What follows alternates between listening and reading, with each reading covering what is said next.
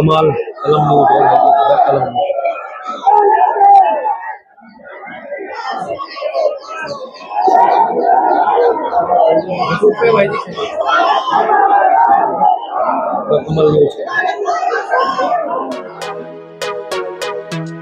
हमारी पार्टी है भारतीय वीर दल, जो राष्ट्रीय सतह पर पिछले चुनाव जो है विधानसभा लोकसभा के 5 प्रांतों में लड़ी है और भारतीय वीर दल के प्रतिनिधि के रूप में दिल्ली के हमारे प्रदेश के संयोजक हैं, उत्तर प्रदेश के प्रदेश अध्यक्ष हैं और पूरी टीम यहाँ पर पहुंची है।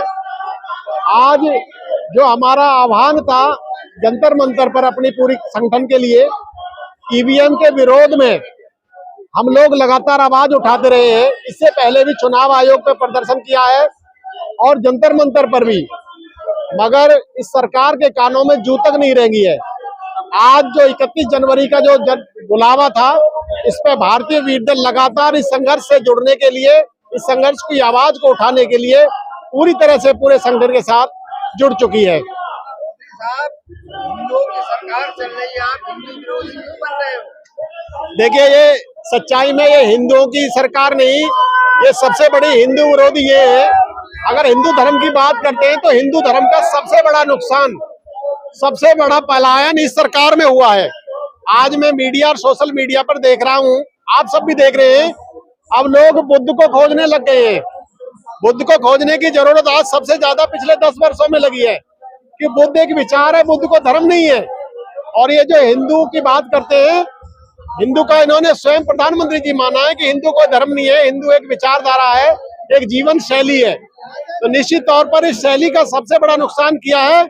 वैसे तो मैं कहूँ, ये जो ओबीसी के प्रधानमंत्री नरेंद्र मोदी जी हैं, ये आरएसएस के इशारे पे काम कर रहे हैं, मगर धर्म का सबसे बड़ा नुकसान मुझे लगे कहीं धर्म के नुकसान में इनकी भी साजिश है अंदर से। ये भी हमारे साथ लगते हैं कहीं कभी कभी, तो क्योंकि इन्होंने पूरी तरह से पोल खोलने का काम, हिंदू धर्म का जो आवडंबर पैदा रहता है, जो लोगों को शोषण करने का काम था, कमजोर वर्गों पर, गरीबों पर, महिलाओं पर, पिछड़ों पर, उस शोषण के खिलाफ जो आवाज बनती जा रही है, निश्चित तौर पर ये परिवर्तन दिख रहा है, जिसमें प्रधानमंत्री का भी बड़ा सहयोग रहा है इस आंदोलन को उठाने में। सर देखिए, पार्टी होती है, पॉलिटिक्स होता है, जब भी कोई चीज चलती है। आपने भी पार्टी बनाई है सत्ता में अपनी भागीदारी लेने के लिए, क्या उद्देश्य था पार्टी बनाने का? निश्चित तौर पर हिस्सेदारी की लड़ाई है इस देश के अंदर। जब देश आजाद हुआ उस समय 2 पार्टी थी जिनका निर्माण आजादी से पहले ही हो चुका था। ये कांग्रेस पार्टी जो जन आंदोलन था, देश को आजाद कराने का आंदोलन था, 1885 में बना, मगर चालाकी बस सरदार पटेल ने कहा था कि कांग्रेस को खत्म कर नई पार्टी बनानी चाहिए। मगर उस समय के जो नेता थे, गांधी जी थे, पंडित जवाहरलाल नेहरू, तो उनको पता है कि देश में कार्यकर्ता पूरी तरह से तैयार है, हमें राजनीतिक दल बनाकर उसी कांग्रेस को पूरी तरह से देश में शासित कर दिया और देश का कमजोर वर्ग, गरीब वर्ग, पिछड़ा वर्ग, किसान वर्ग, मजदूर वर्ग सब अपनी पार्टी समझकर इसमें जुड़ गए, क्योंकि आजादी का आंदोलन था। दूसरी पार्टी जो ये वर्तमान में भारतीय जनता पार्टी के रूप में बैठी है, 1925 में इन लोगों ने नींव डाल दी थी। कितने चतुर लोग थे हमारे लोग। आप मीडिया के बंधु आपसे सवाल पूछते हैं कि पार्टी बनाकर आप पार्टी पॉलिटिक्स कर रहे हैं। इन लोगों ने तो राजनीति आजादी होने से पहले ही करना शुरू कर दिया था। तो अब हम लोग अगर किसान की आवाज बनते हैं, पिछड़ों की आवाज बनते हैं, अगर अपना हिस्सा मांगने की बात करते हैं, जो माननीय काशीराम जी का अभियान था हिस्सेदारी की लड़ाई में, जिसकी जितनी संख्या बारी उतनी उसकी हिस्सेदारी, अगर उस हिस्सेदारी की लड़ाई लड़ते हैं तो आप जैसी मीडिया ही अपने सवाल उठाती है। सवाल कभी उनसे भी पूछिए जो लोग इस देश के अंदर कांग्रेस और बीजेपी के रूप में एक ही वर्ग की पार्टी, दोनों एक ही वर्ग की पार्टी है, जो बारी बारी से एक ही वर्ग को मजबूत करने का काम करती रही है। सवाल है मेरा, देखिए सुप्रीम कोर्ट ने भी ठुकरा दिया ईवीएम को लेकर, राज्यपाल को, राष्ट्रपति, हमारे देश के राष्ट्रपति ने भी साइन कर दिया। 2024 चुनाव के अंदर भी ईवीएम हटेगा नहीं, फिर तकरार किस बात की? निश्चित तौर पर यही सबसे बड़ा दुर्भाग्य है।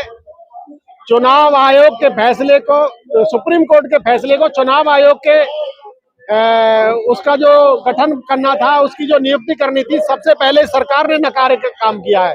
तो चुनाव आयोग और हमारी न्यायपालिका दोनों ही दबाव में है।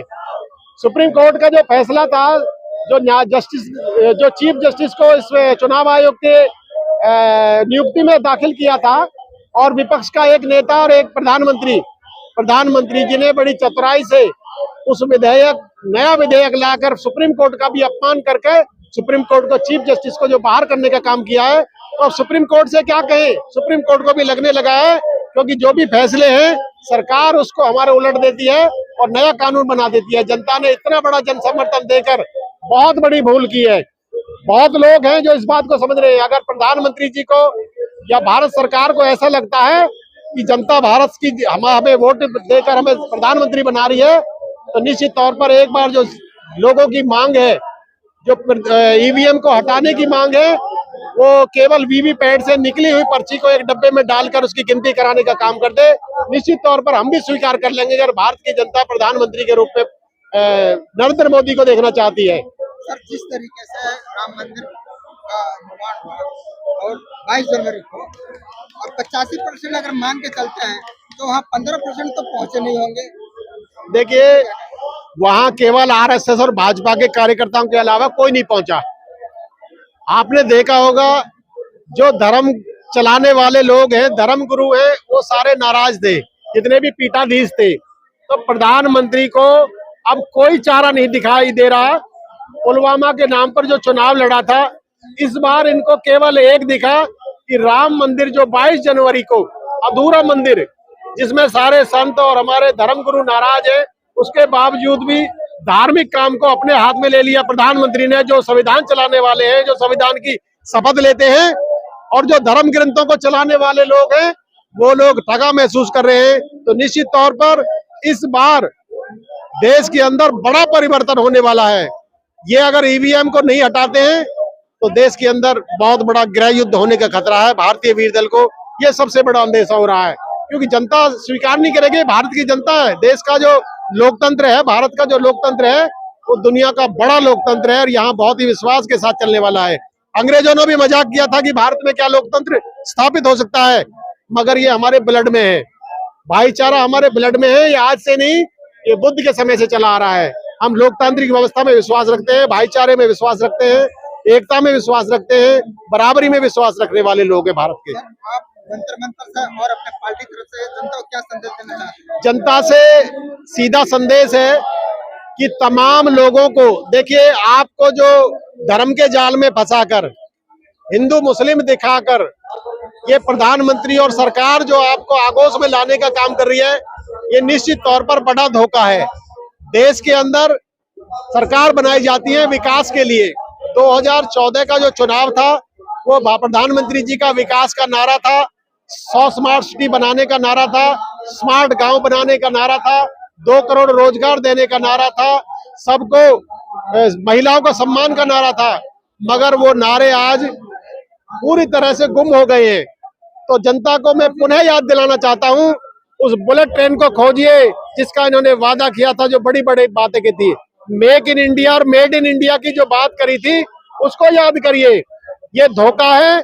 आप लोगों को, मैं विशेषकर किसान वर्ग के लोगों को, कमजोर वर्ग के लोगों को, पिछड़े वर्ग के लोगों को, जो अपने बच्चों को डॉक्टर, इंजीनियर, प्रोफेसर बनाने की जो बात करते थे, आज वो भूल गए हैं अपने। वो केवल धर्म जाल में फंसकर अपने बच्चों को, अगर इतना ही शौक है, कौन व्यक्ति है, कौन परिवार का सदस्य है, कौन माँ बाप है जो अपने बच्चों को धर्म का गुरु बनाना चाहता है, बाबा जी बनाना चाहता है। पहले हमारे बड़े बूढ़े कहते थे, कोई निकम्मा लड़का होता था कि काम करना बस की नहीं है तो बाबा जी बन जा। मगर आज देखिए, उन बाबा जी केवल लाल कपड़े पहनकर बाबा जी के रूप धारण करके लोगों के सम्मान की दृष्टि में, क्योंकि सरकार ने पूरा तंत्र लगा दिया है, पूरा मीडिया लगा दिया है, लोगों की राय बनाने की जो क्षमता है वो 24 घंटे की रह गई है, उससे लंबी सोच नहीं रही है। तो लोगों से मेरा ये संबंध है, लॉन्ग विजन में सोचिए। ये आजादी के मात्र हमें 75 साल और लोकतंत्र को स्थापित हुए हैं। उन्हें इस देश के अंदर जो भाईचारे की, जो हमारे अंदर फितरत थी, जो सबको हिंदू मुस्लिम सिख ईसाई का एकता का नारा इस भारत में चला था, उसको वापस लाना है। अब नफरत की राजनीति छोड़कर भाईचारे का नारा देना है।